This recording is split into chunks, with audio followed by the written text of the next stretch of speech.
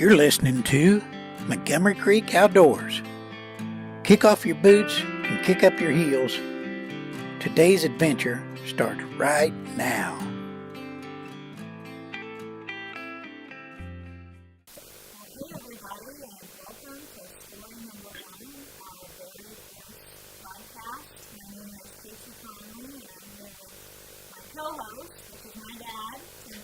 Hello, everyone.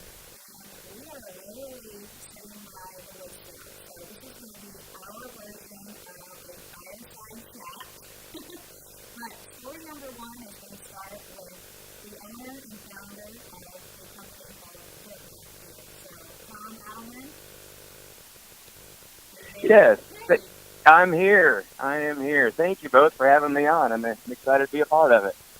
Tom's been a friend of ours for a long time, and we're talk through some things today. First off, how long have you been in business, Tom?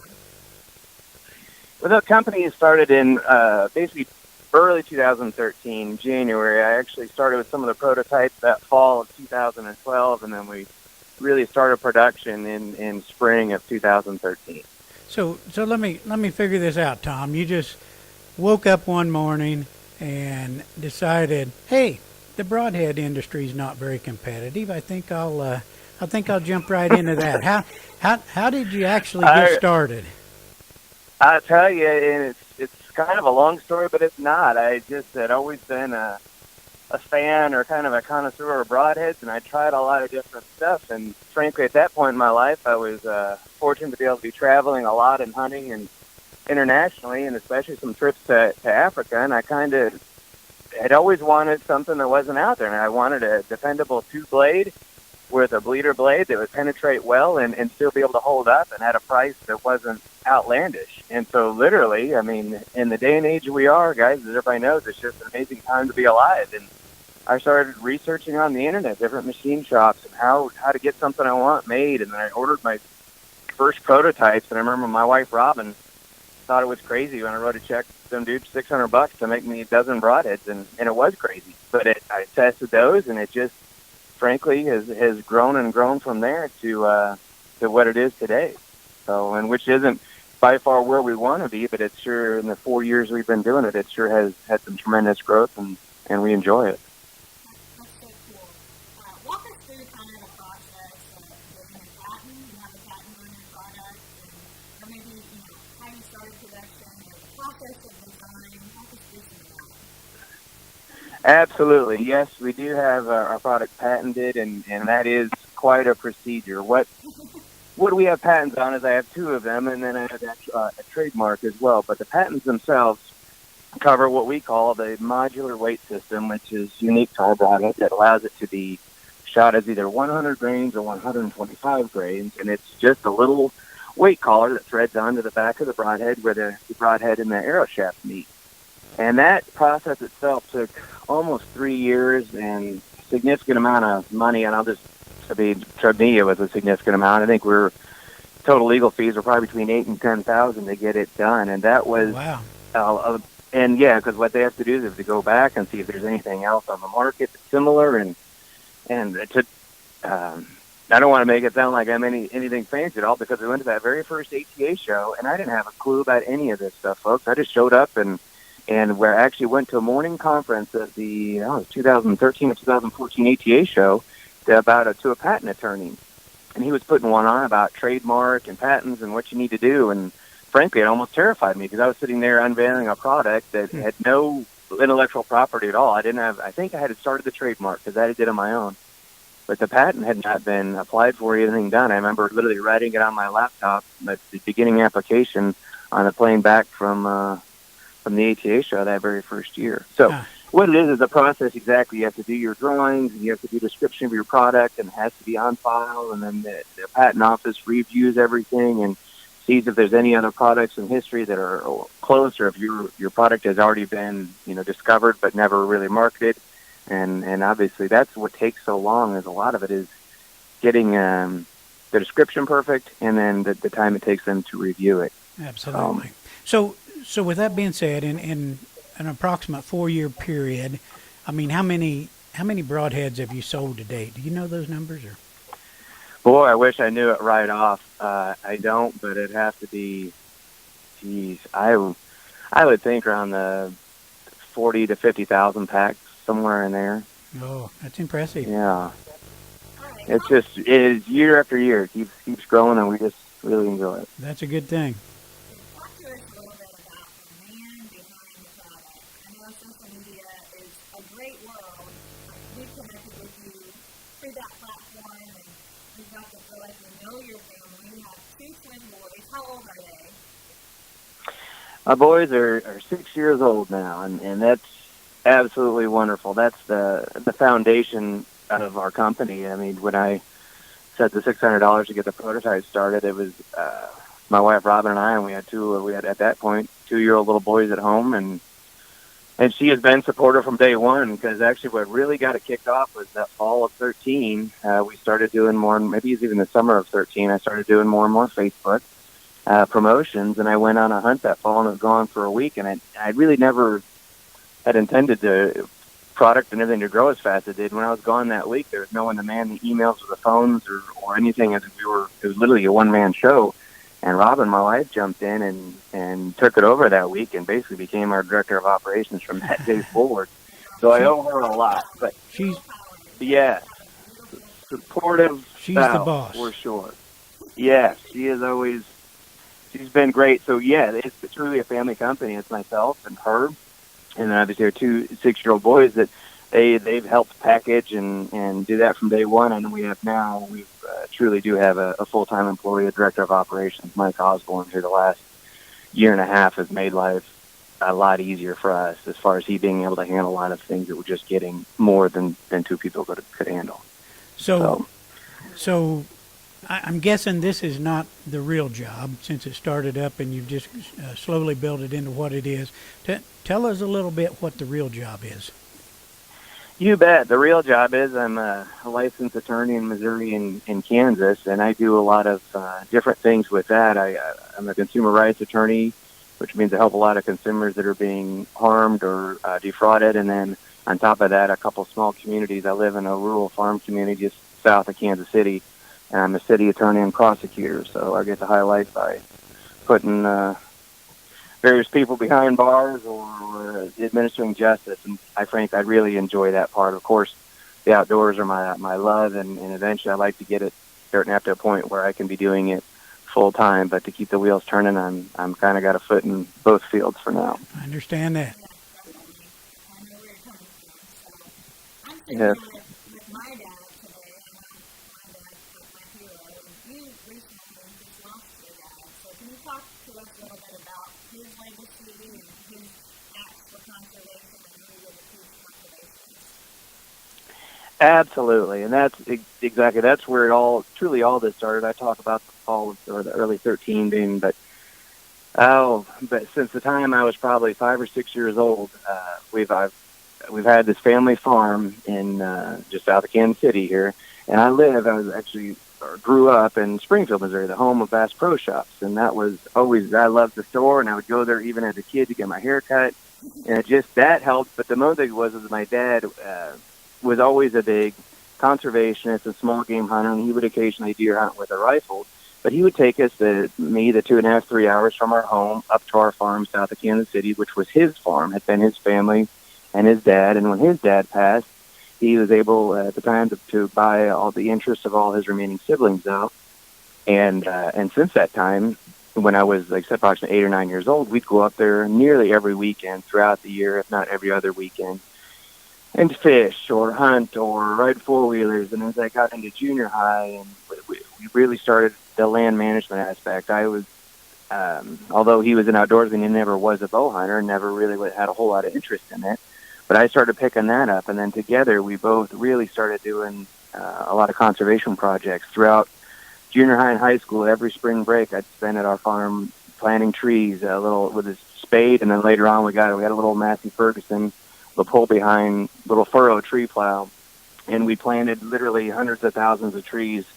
I would say in the time from I was 14 until early 20s, and that's what really kicked it off. And we got into obviously the food plots and land management, and and doing everything, learning prescribed burns and learning how to put in a food plot. And by no means am I, a proficient farmer, and I have a respect for guys that are, but I sure enjoy the heck out of it. And that's something he instilled in me, was the conservation aspects of land management. And frankly, I still enjoy hunting a great deal, but it's that and taking that into the next generation and managing my wildlife has become almost more important to me and exciting than even hunting has. That is what it's all about, for sure. And for me, it's so neat to watch how it can be passed down from generation to generation. Conservation is so important. So it's great to hear you say those things. So switching gears here, I know you're big on humor. So if you want to talk to us a little bit about, I guess, your sense of humor and the jokes. I mean, when I look at your Dirt Nap Gear webpage and read the frequently asked questions, I mean, you almost split your sides laughing. Well, that's again, I got to thank Robin for a lot of that. But my wife, we both of us sit down and when we started this as being such a small mom and pop company, we want to have fun with it. And while we're in a wonderful industry full of wonderful people, a lot of times I think the industry as a whole takes itself a little too seriously. So we kind of have fun with things, and we like to do a laid back approach to it and really just show who we are. And, we're not anybody fancy or anybody else. We're just happen to have an idea we like. And so, yeah, we integrate humor into our website, into our social media platforms, and I really think that's helped grow because people can see that we're real and a little silly and a little goofy. And, it is, I think that's the way a lot of people are. Yeah, that's important to me. I wanted, another thing I wanted to ask you about, Tom, most people know that I retired April 1st, 2016, so not quite a year yet. But when I started, beating around the bush, but I was kind of fat and sloppy and everything, and diabetic. And I'm either all in or all out type of guy. So I started dieting and doing some stuff. And long story short, I've lost a bunch of weight, got off all my diabetes medicine. But kind of simultaneously, I noticed, we talk back and forth, and I noticed you kind of doing the same thing. Now, you've lost quite a bit of weight yourself, haven't you? Yes, sir. I'm down about 70 pounds now, and it's funny because we kind of mirrored the same time frame.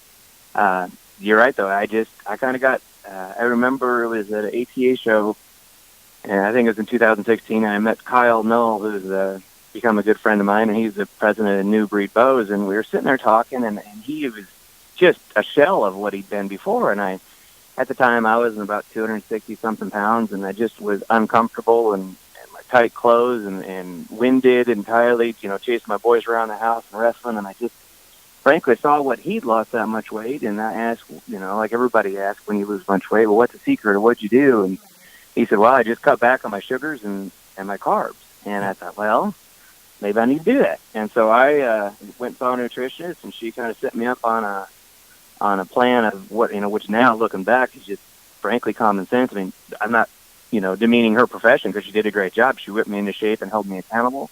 But a lot of it was pretty simple, just watching the carbs and the sugars. And and I feel better now. And I wish I'd done it earlier, but I think it's all, a lot of people are heavier and they wonder, well, what's the secret? What do I need to do? And it all comes down to just wanting to do it and being committed to it. And so you really, really want it.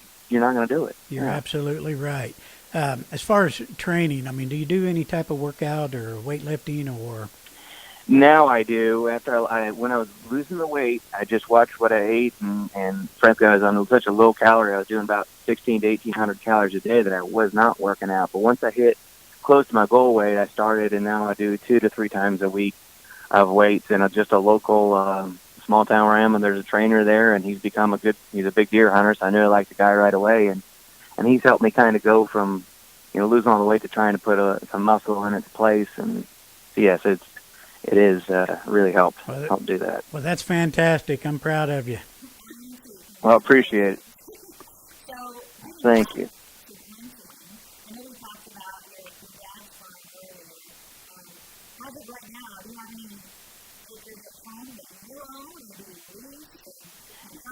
Yes. Well, we've got when my dad passed a couple days after Thanksgiving, and he had always let us know that the family farm, would eventually be ours, and to kind of carry on the tradition. So my brother and my sister and I did inherit the farm.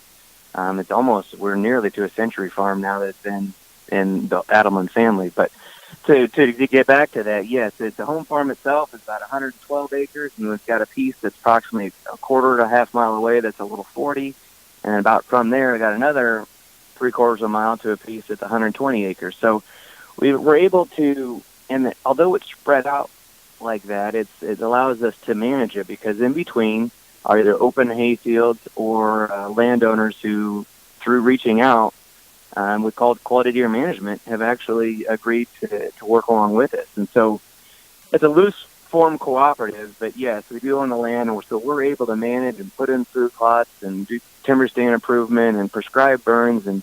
And while our neighbors may not do those same types of things, at least they're not out there shooting every young 6-point or small 8 that walks by, which has really made a difference. That's important.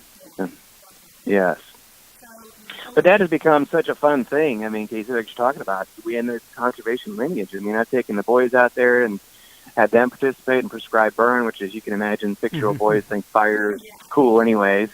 So we do that. I have them help me shed antler hunts, since they've been little guys. We've been fun shed antlers, and I'm not above saying I even I stage some. I go out the day before and throw little 3 points and 4 points and make sure the boys found them and things like that. Just now, wait a minute. just to make them feel good. That's nice of you. That's good. Oh, wow. Right. Keep them interested.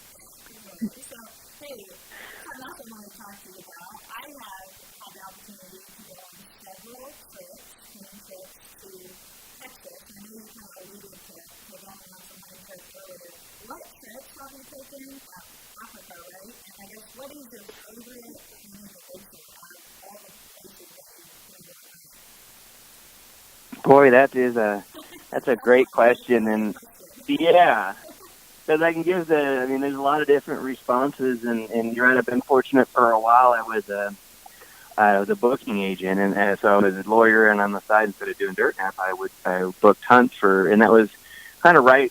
I would say early 2000s, mid 2000s, when a lot of the online access, things were changing. A booking agent used to be a guy that would send out mailers or letters, and I hit it right at the time where I was able to supplement my income with some of these outfitters I'd find online and that have newer websites, and I'd pair them up with a hunter who wanted to go to Africa or Spain, or even had some go to Japan or South America. And so as a byproduct of that, to be able to market their product, their trips effectively, I'd get to go either at a reduced rate. A couple of them I got to go for free. And so, yeah, I got to experience Africa and Japan and Spain and a lot of western states, Colorado, Wyoming, down to Texas. And so I don't, as a specific one that stands out of my favorite anywhere in Africa, Botswana is just beautiful.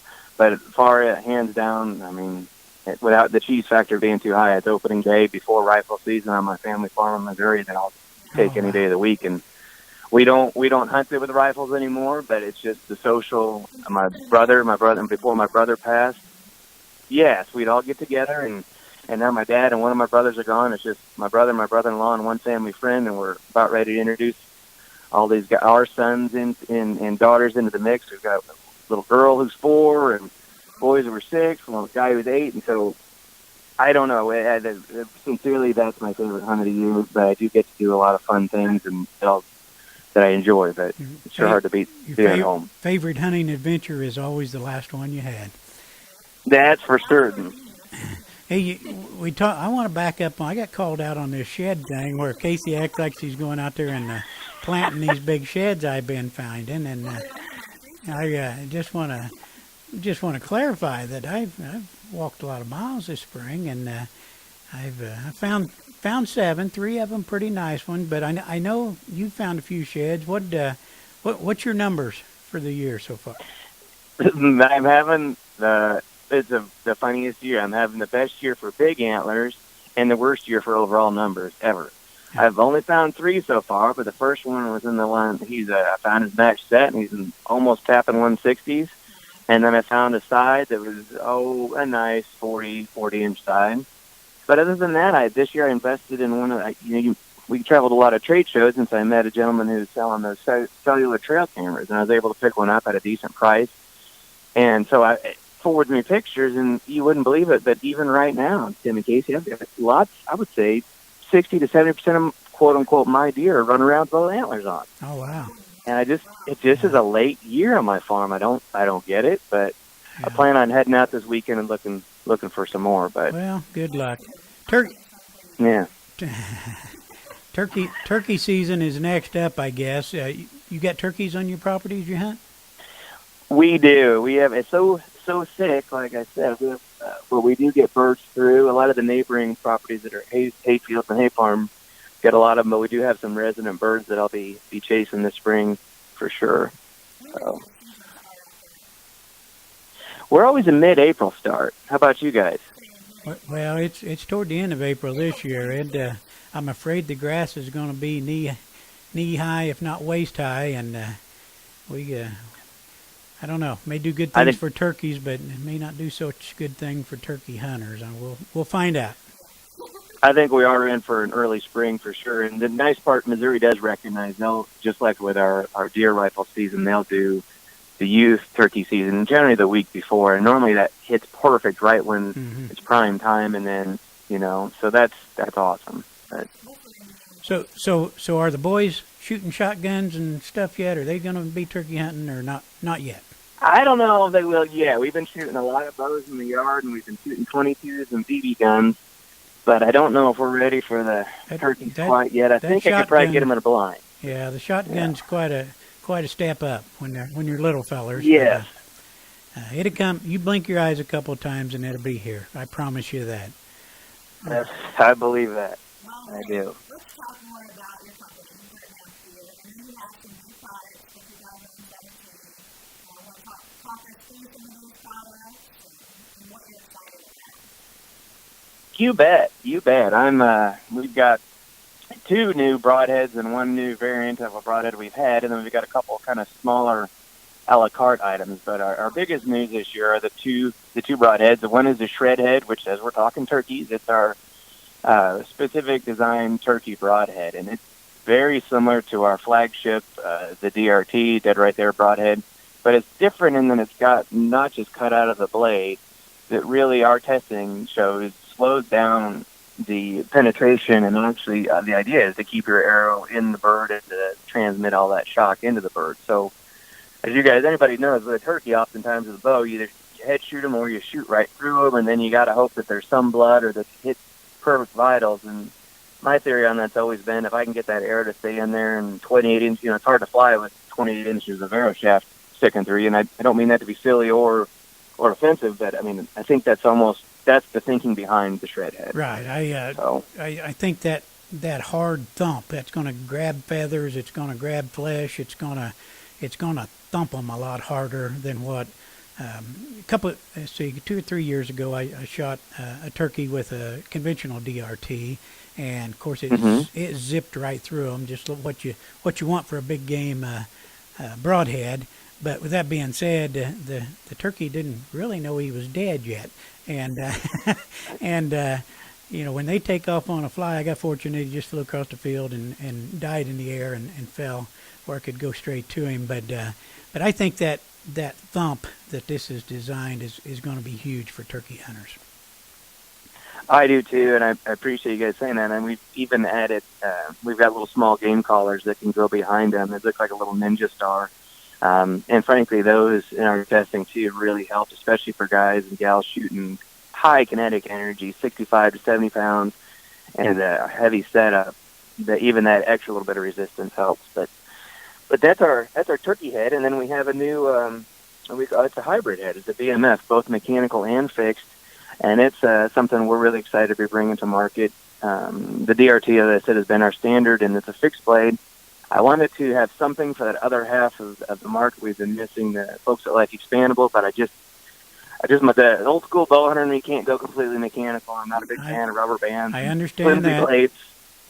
So what we did is we did this hybrid, and it's got a 1-inch main, just a normal 2-blade cutting blade on it, and then it's got 2 expandable blades that pop out the sides, and that gives you another 1.25 inches. So a total of 2.25 inches of cutting surface, and it's got a little internal cam and spring system, so there's no external O-rings or snap rings or any of that nonsense. So. Now, one thing I did notice is you added a new color this year, blue. Matches my eyes. That's what I will be shooting. Just so you know. But now, speaking of eye color, Tom, what color are your eyes? I've got one of each. I got a blue eye and a brown eye. Genetically mutated. I used to have a dog that way, Tom. I told you this, down in Nashville at the National Turkey Federation sale, I saw that Robin posted a picture of you, and one of your eyes was blue and one was brown. I thought, they're different. That's really not his eyes. But if you saw you in Nashville, it was your eyes. And I've known you for a while, but that's awesome. What do you mean? Yeah, that's some of the hardcore facts you learn here on the Montgomery Creek Outdoors podcast, right there. That's super secret Hard-hitting Creek stuff right there. But back to the new products. You've got some wind indicator dust. Pretty. Yeah, we call it. Yeah. Have you been able to see it on? Have you been able to use it yet, Tim? I have not to use it in action, but to try it out, and it is uniquely different than most of these squeeze powders that you see. I mean, it comes out like it's a smoke or vapor. Or I don't know what I read the back of the bottle and seen what it was made out of, and yeah, well, it's a proprietary thing, but I'll let the viewers or listeners, I guess, see it is. It's ground up baby unicorn horn that we. That's the harvesting, and it's the hardest part, but getting in the bottle and grind after you dry it, it's not too bad. Yeah. So far, we have yet to hear from them, but I imagine it won't be long. So. Right. Another little. But no, it's for real. It's a neat little deal, and as you said, it's almost a smoke, or like you see those people smoking those vapor cigarettes, or there's other products that it has nothing. I mean, there's no. It's not vapor, but it almost looks like that, the way it kind of hangs in the air, and it's a really cool product. It's unique and very impressive. I look forward to deer season and trying that out. The other little thing, you got a little clamp-on hook thing where you can hang your bow, hang your binoculars, hang anything. I mean, it's simple. I think it's going to be pretty handy to have out in the woods. Yeah, we call it the lockjaw, and basically, it's. Especially since we're doing a podcast here in audio, it's to describe it. It's almost like a grown-up version of a suspender clamp on your bib. It's got big gator teeth, and you clamp it down onto your garment, whether it be the top of your jacket or your belt loop or wherever you want to, and then it's got the little kind of a hook on it that you put your D-ring for your bow on, or being binoculars or whatever. And it's just a neat way to.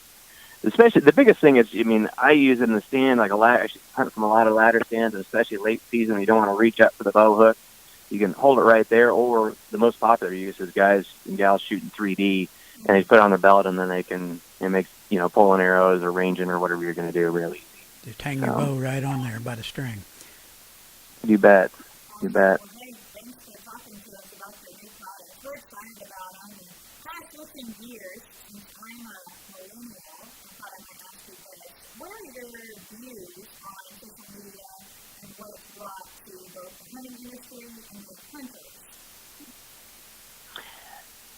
Without being overly dramatic, I think we're in one of the best times to be alive. I think we've got opportunities right now to get to people and to spread our word, whether that be as a manufacturer, as a person, as a Christian, whatever you want. Now is the time, and it's just a beautiful time because you can reach consumers before, where at least I'll put on my manufacturer hat. We would have had to run thousands and thousands of dollars, and in the first year or two, we spent a lot of money to get quarter page or eighth page in the back of a national bow hunting publication. Right. And I think we're in that transition time right now, where you can reach out on social media, and as more and more people, as it gathers steam, it's just an exciting time, and it's for manufacturers or for even as people. So. And as hunters, I think social media offers us the opportunity to be able to portray the importance of family and the outdoors, the importance of being a steward and a conservationist.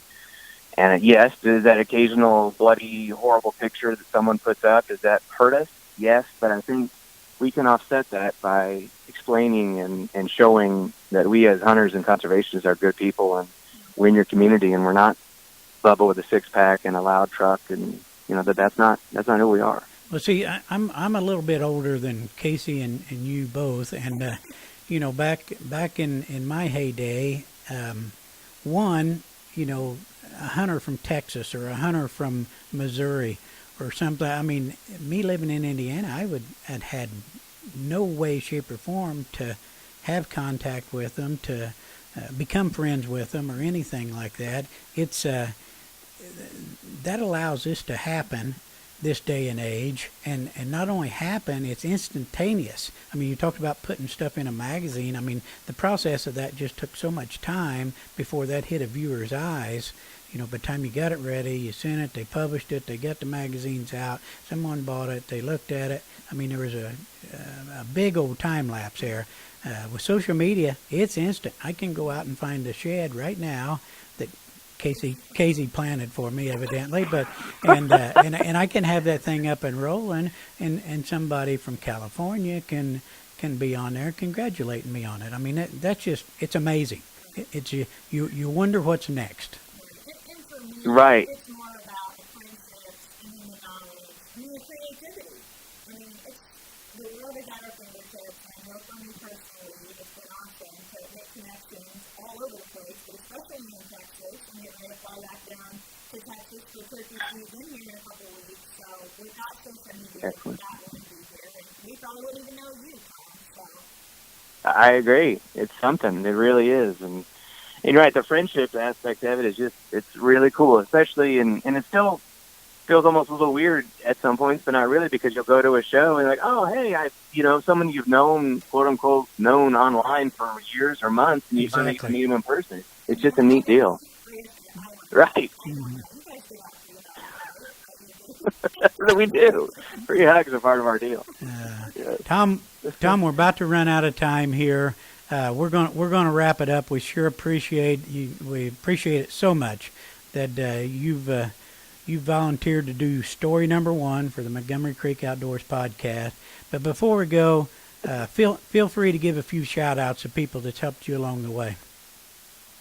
Oh, I would sure like to thank my wife Robin for always being there and helping us get this thing off the ground, and even to get us to where we are today. Definitely have to thank some Aaron Jones, Mike Osborne, and Josh Cullen have been 3 of our guys that have helped me to get this company to where it is and where it continues to go. And like I said, I definitely want to thank my dad, rest in peace, that he instilled a conservation ethic and the love of the outdoors. And without that, I don't know where our heritage would be without people like that. So I want to thank you guys too for having me on. It means a lot to me to be able to be the first one you guys have had, and I think you guys are a great dynamic duo, and it's just neat to see the family aspect too. Somebody had to be the guinea pig, Tom. You're the man.